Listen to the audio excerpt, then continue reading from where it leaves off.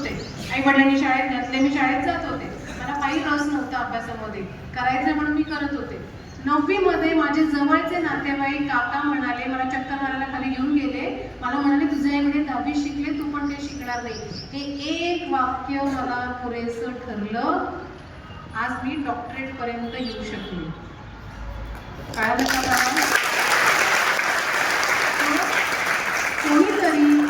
कोणीतरी आपल्याला जाणीव करून द्यायला लागते. आणि तेच काका सर्वात जास्त कौतुक आज माझं करतात. आणि त्या काकांना माझे सर्वात लाडके काका आहेत. ते लाडके काय आहे, कारण ते बोललेच नसते तर मी घडलेच नसते. त्यामुळे त्यांचा अजिबात राग नाहीये, मला उलट खूप कौतुक आहे. ते जर नसते तर आज मी हे चित्र बघू शकले नसते माझं स्वतःच. म्हणजे कोणीतरी सोनाराने कान टोचावं असं म्हणतं की त्यांनी नकळतपणे तो माझा कान टोचला. फक्त ते आपण घ्यायचे की नाही आपल्या प्रत्येकावर अवलंबून. 5वा कोश आहे शेवटचा, आनंदमय कोश. काय आनंदमय कोशचा व्हिडिओ मी नितीन सरांकडे देणार आहे, ते तुम्हाला शाळेमध्ये मॅमला देतील. ते तुम्ही व्हिडिओ 100% शाळेमध्ये बघा. तो आनंदमय कोशाचा आहे. एक मुलगा रस्त्याने जातो, जॉब करणारा मुलगा तरुण रूममध्ये एकटा राहतो. रस्त्याने जात असताना एक कुंडी, सुकलेली कुंडी असते, रोप सुकलेलं असतं आणि वरतून पाणी पडत असतं फुटपाथवरनं जाताना. तो जाता जाता 100 माणसं बघत असतात, पण तोच फक्त ती कुंडी सरकवतो जिथं पाणी पडते आणि ती कुंडी तिथं सरकवतो म्हणजे ते पाणी बरोबर त्या कुंडीमध्ये पडतं.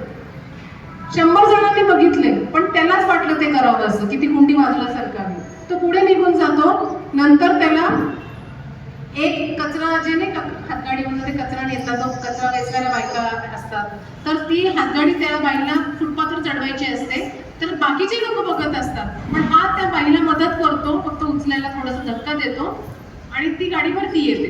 पुढे जातो. तो नाश्ता रोज एका ठिकाणी करत असतो, तर तिथं नेहमी एक कुत्रा आले की एक कुत्रा यायचं. तो नाश्ता त्याच्या डिश मधला अर्धा वाटा त्या कुत्र्याला खायला घालतो. तो दुकानदार पण नावं ठेवतो, काय वेडा माणूस आहे, स्वतःचा नाश्ता अर्धा त्या कुत्र्याला खायला घालतो आणि अर्धा स्वतः खातो. खिशात उरलेले 10 रुपये असतात. तिथनं पुढे जातो, एक बाई बसलेली असते एक छोट्या मुलीबरोबर आणि कापड टाकलेलं असतं, तिथं जाता का 10 रुपये देतो. हे तो रोज करतो आणि त्याला सुंदर फूल आलेलं असतं. त्याच्या पुढे जातो, ती जी बाई असते हातगाडीवर ते कचरा ढकलणारी, ती बाई त्या बाई विचार करते की हा बिचारा रोज उन्हामधनं जातो, ज्या डोक्यात काही टोपी, त्याची नवी कोरी टोपी त्याला ती विकत घेते, ती त्याला देते. त्या बाईला काय पडलं होतं याला नवीन टोपी विकत घेऊन द्यायला, पण काहीतरी नकळतपणे नातं निर्माण झालं. त्याला तरी काय गरज होती त्या बाईला रोज मदत करायला. पुढे गेल्यानंतर ते कुत्र आता त्याच्या घरामध्ये बरं का त्याला मदत करते. पेपर आला की तो तोंडात पेपर उचलून त्याला आणून देतो. ते जे आपण पाणी घालतो ना झाडाला फवारणी, ते तर तोंडात पकडतो त्याला आणून देतो बाल्कनीमध्ये. अशी छोटी छोटी कामं ते कुत्रं करायला लागतात. ते घरामध्ये ते कुत्रं घर सांभाळायला लागतं. तिसरं, ती जी काय म्हणते बाई जी होती, तो बघतो ती बाई त्याची मुलगी तिथे दिसतच नाही. तो घाबरतो ती मुलगी कुठे, आणि मागणं आवाज येतो अंकल म्हणून. तर मागे वळून बघतो, तो काय दिसतं,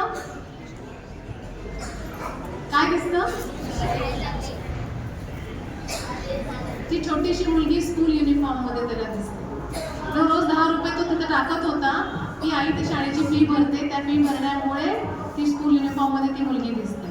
तर मुलांना लक्षात घ्या, आपलं आयुष्यातलं थोडंसं जर काढून दुसऱ्याला दिलं तर आनंद जो आपण सगळे झगडतो ना त्या आनंदासाठी, ते आपण दुसऱ्याला पण दिलं पाहिजे. म्हणजे सिंपल फंडा आहे, आधी स्ववर्धन, म्हणजे आधी स्वतःचं पूर्ण डेव्हलपमेंट करा आणि मग दुसऱ्याचं करा. म्हणजे आपल्याला आधी आपलं स्वतःची पूर्ण डेव्हलपमेंट करा, नंतर आपली ओंजळ अशी असली पाहिजे. लक्षात घ्या, दुसऱ्याला दिल्याने आपलं कधी जोडी फाटकी होत नाही, उलट ती जास्त भरतच जाते. लक्षात आलं? आता तुमच्या सगळ्यांचं मुद्दे एक गोल असा असला पाहिजे, जसं मी मागच्याच पण म्हणाले की आज मी इथं स्पीकर म्हणून उभी आहे, तुमच्यापैकी तुम्ही सगळ्यांनी स्वप्न पाहिलं पाहिजे की आम्हाला इथे स्पीकर म्हणून बोलवलं पाहिजे, एवढं मोठं तुम्ही कामगिरी केली पाहिजे. दुसरं, एका मुलाचं शिक्षण मी माझी जेव्हा मी कमवायला लागले तेव्हा मी शाळेतल्या माझ्या वर्षातल्या एका मुलाचं मी शिक्षण करेन, हे स्वप्न आपण पाहिलं पाहिजे. तर तुम्ही खऱ्या अर्थाने शिक्षण तुम्ही घेतलं असं मी म्हणेन. 5 कोश लक्षात आले. आता पहिला मोठ्याने म्हणायचं,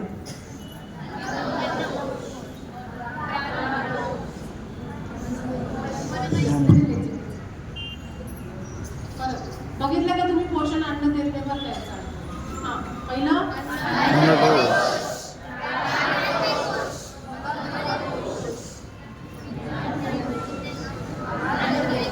शाबास. मी परत जेव्हा येईन आता तरी शॉर्टकटमध्ये मी बोललेली आहे तेव्हा आपण डिटेलिंगमध्ये नक्की बोलूया. कारण मागच्या शाळेमध्ये जेव्हा आम्ही मोठ्यामध्ये सगळ्या मुली बसलो होतो त्यांना इतके प्रश्न होते. मला माहिती तुमच्या मनामध्ये आता खूप प्रश्न निर्माण झालेले आहेत ते आपण नंतर परत मी निवांत येईल तेव्हा फक्त मुलांशी लेक्चर न देता गप्पा मारण्यासाठी आपण तेव्हा येऊ. आता मला पालकांबरोबर बोलायचं महत्त्वाचा विषय त्यामुळे माझ्याकडनं पूर्ण वेळ आहे विषयाला. मला 100% खात्री आहे की तुम्ही सकाळी लवकर उठता लवकर झोपा. किती वाजता उठायचं आहे झोपायचं किती वाजता 9 आणि 10 झोपा. आई तिकडे माझ्या नावाने बडबड करायला लागली. कोल्ड्रिंक्स